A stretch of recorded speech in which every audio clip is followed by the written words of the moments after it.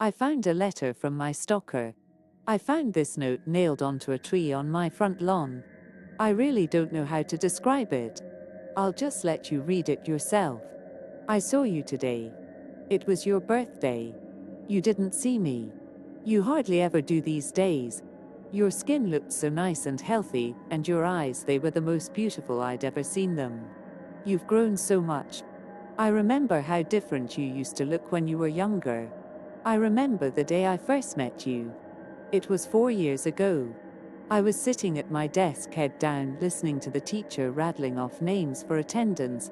The teacher called out a name I didn't recognize, and a stranger's voice answered behind me. Was there a new student? The teacher didn't pause for a second, just continued calling out name after name. I turned my head to where the voice had come from. I saw you, a pale thing so thin, your eyes so red, at a seat that should have been empty. I saw the fireflies flying around you, flickering. Dozens of them, never straying far from you. I saw them going through you and coming out through your skin, like you were a mist to them. Can you believe I thought you were a ghost? No one else seemed to acknowledge the new stranger sitting at the back of the class. Class after class, hour after hour passed as I waited for something to happen. For someone to notice you, for you to leave, for you to let out a ghoulish scream and claw at me like in the horror story I was certain I was in. But nothing happened. Teachers came and went. My classmates laughed and slept, and you just sat there. The bell rang for recess. The other kids ran to their mundanities for the day, leaving me and you together in the empty classroom. You stood up and pulled a chair from the desk next to you, making it face your desk. You turned your head to me and spoke. Well, you're slow today. Come on. Ask me your questions. I don't know why I didn't run away screaming at that moment. Probably would have turned out better for me in the long run, but let's not speculate. I guess at that point in my life, I was pretty bloody lonely. I figured there was only a 50 to 50 chance you'd eat me, and the other 50 was that someone wanted to talk with me. Kid priorities don't make sense to me either these days. So I went along with the flow. I walked over to your desk, sat down on the chair you pulled for me, and asked my question. What were you? You told me you didn't know. You said that once you were a child, just like me, with parents and friends. You used to go to the same schools as me. Then one day, one ordinary day, when you were 10, you just woke up and you were like this, covered in fireflies, and no one could remember you the moment they concentrated on anything else. No one, not even your parents. You told me of how I'd notice you every day. How I'd think of you until recess every day. How I'd come to you every day. How we would talk every day. How we would meet for the first time every day for the last 3 years. About how I'd forget the instant I walked out of the room. How everyone would forget you. How the fireflies would make them. How for the last 3 years you'd been alone. Your story was very hard to believe. So I asked what reality prank show I was on. You looked well unimpressed and asked me to continue telling my story. I was caught off guard by the non sequitur. You said last time I was here, I was telling you a story, a horror story about a haunted house. As you detailed the story, goosebumps prickled my skin. It was a story I'd been making up in my head. A story I hadn't told anyone yet. At that moment, a million reactions were open to me, all simultaneously adequate and inadequate. But the only thing that seemed proper was to finish the story for you. So I did. Halfway through, you interrupted me to ask if my mother had recovered from her sickness yet. I had to shake my head, a bit ashamed at the fact that I shared this private matter to a stranger. The story ended a few minutes before recess. My next class was in another room. You told me to go. Your steadiness took me back. You seemed so accepting of your fate, like you'd already gotten used to the idea of being forgotten forever. I was a kid back then. I wasn't a particularly smart kid, and I was probably on the onset of a crush. So you can excuse what I did next as an example of my childhood stupidity. I grabbed my scissors, pressed it against my arm skin, and dug in. As it drew blood, I pushed it forwards, till the cut formed the shape I wanted. Letter by letter, I carved your name onto my arm. Just so you know, I don't regret that. Don't get me wrong, kid power might have made me do it, but it sure as hell didn't make the pain go away. It was one of the most painful experiences of my life. But even then as a kid, I thought what was happening to you was unfair. I remember how your eyes looked when you saw that. The confusion. How strange it was for you that anyone would want to remember. I remember that look so clearly. When I woke up the next day and saw your name on my arm, I remembered you. I didn't forget. That day, for the first time, we had a conversation that wasn't so one-sided. You said no one had ever done anything like that before and suggested I might have a mental illness. I won't deny it, that drew a little blood. As we talked, a creeping thought came into my head. Did you prefer it when I didn't remember? That night, I was sitting up on my bed, staring at your name on my arm, wondering if I should cover it up so I couldn't see it and give you back your privacy, when I heard a crash. I looked up to see my bedroom window shattered and a dirty rock on my floor. I looked out of the cracked window to see a dark figure on my lawn. You were outside yelling about how we should hang out. It took me a while to get used to how bad you were at talking to people. Years without practice made you quite a bit rusty. That was all right. We had a lot of time. For the next 2 years, we spent most of our free time together. Most of the time we talked. You'd tell me an aspect of your life and how you lived. You still stayed in your old house. Your parents never noticed the food that had gone missing, never noticed the extra room, or that you'd stolen the extra keys. One night, I confided in you that I was beginning to think you were a part of my imagination, Fight Club style. After all, what could you do to me that I couldn't do to myself? You spent the next month or so trying to leave bite marks on my ear or neck, to prove a point. I still have a few scars on my ear, so I guess you did. Looking back, I could see the warning signs even then. Your skin seemed to get worse and worse, paler and paler, and you'd rubbed your eyes raw. It was in winter we had our wake-up call. The morning began like any other. I woke up, brushed my teeth, and started searching for clothes to wear. It was a winter morning, and my room was dark, so I didn't see your name on my arm.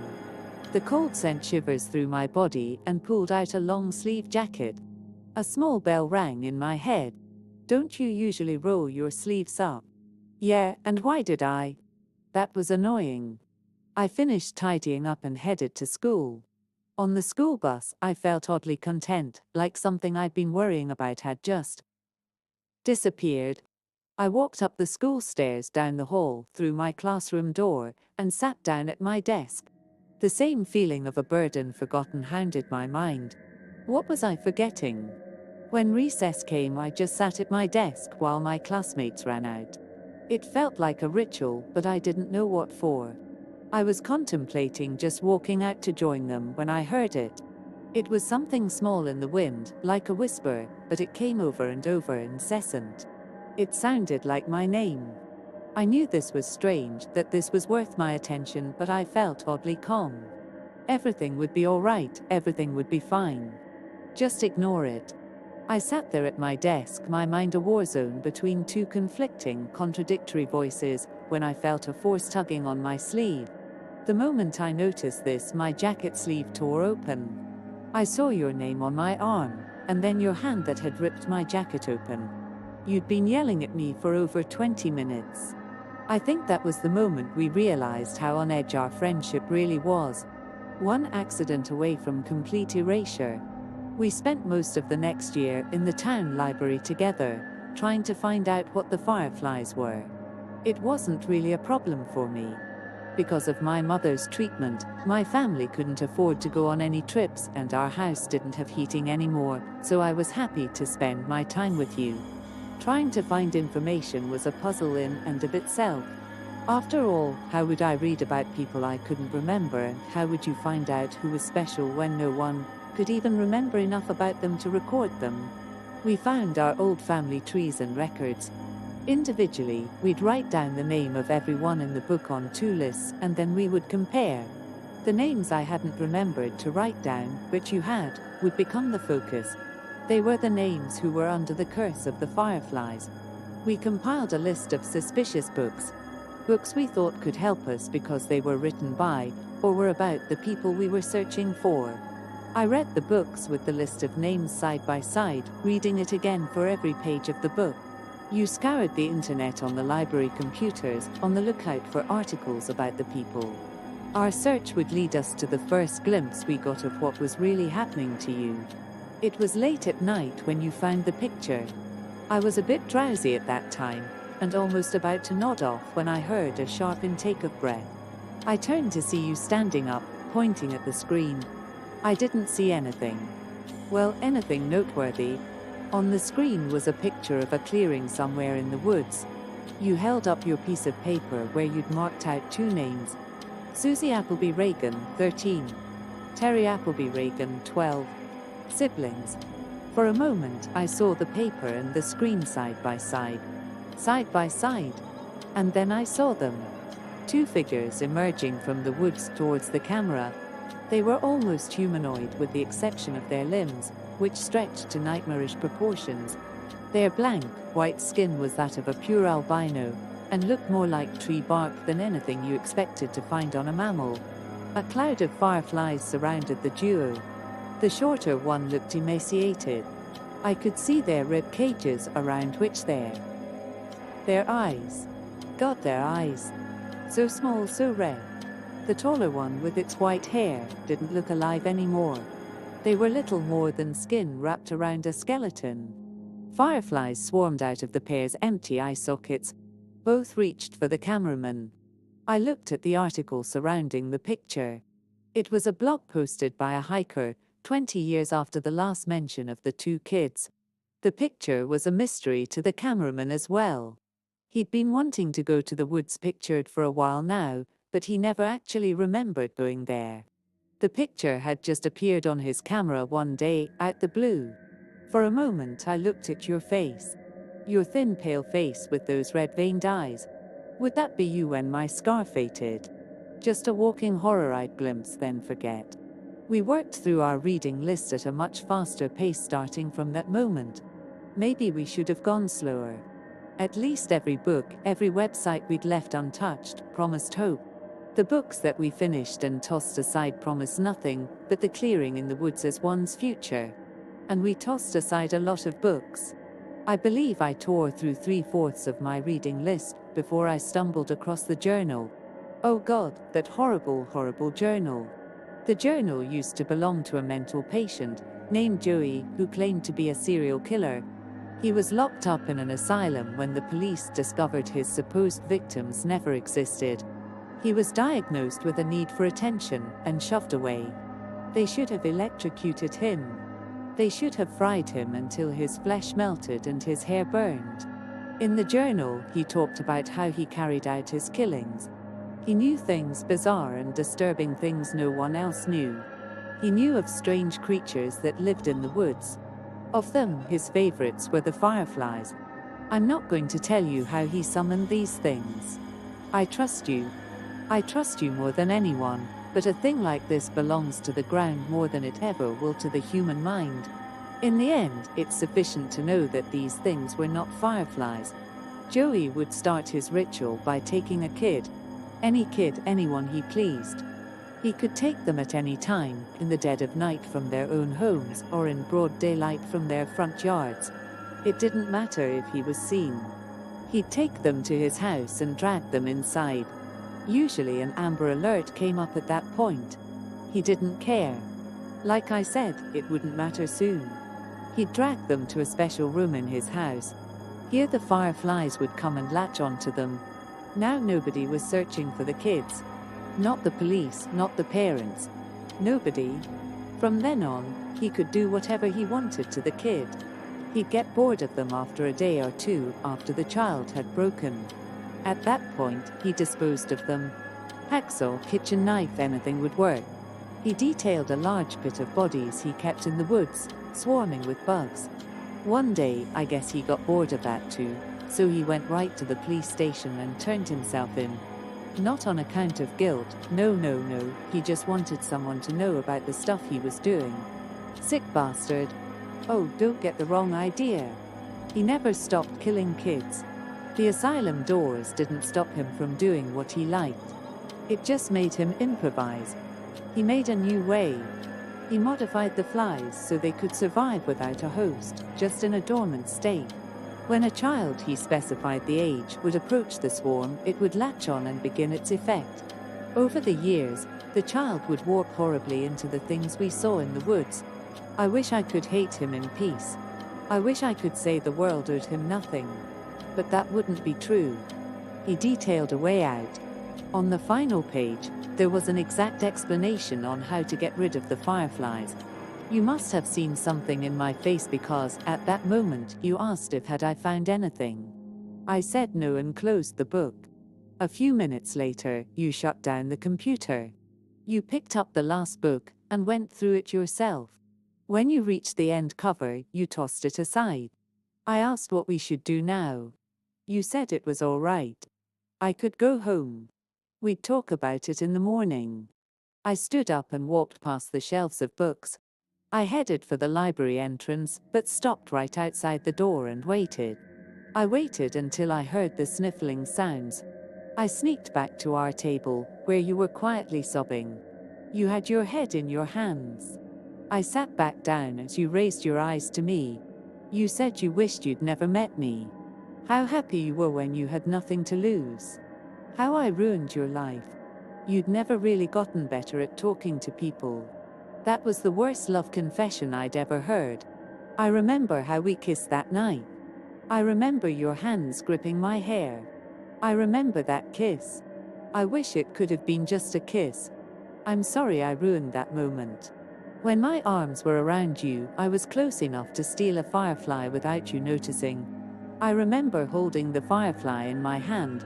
I remember how it struggled, until it didn't. Until it was a part of me. The fireflies shifted. They came over to me, and left you.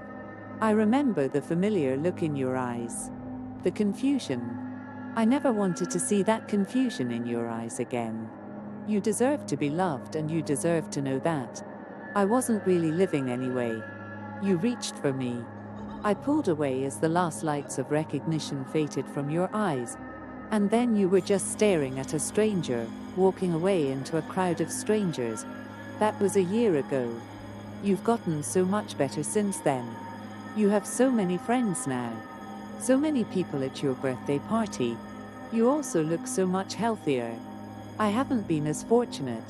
My skin's gotten a lot paler and my eyes hurt all the time now. I couldn't go to school like you did all those years. I haven't wasted my time though. I found Joey's pit. The bodies, there were so many bodies.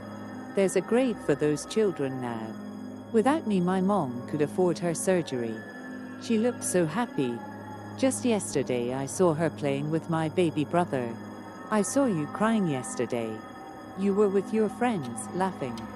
For a brief moment your eyes met mine and then they were so wet. I think I'm going away. For good, I think. You're not going to be happy if I stick around. I'm so happy I met you, even if you don't remember me. Note N, sometimes I go through depressive episodes. I feel so lonely even with my friends.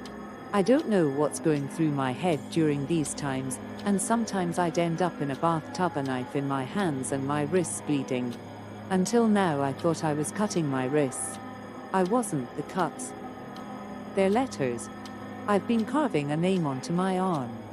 Written by Minister of Ours. Like and follow please.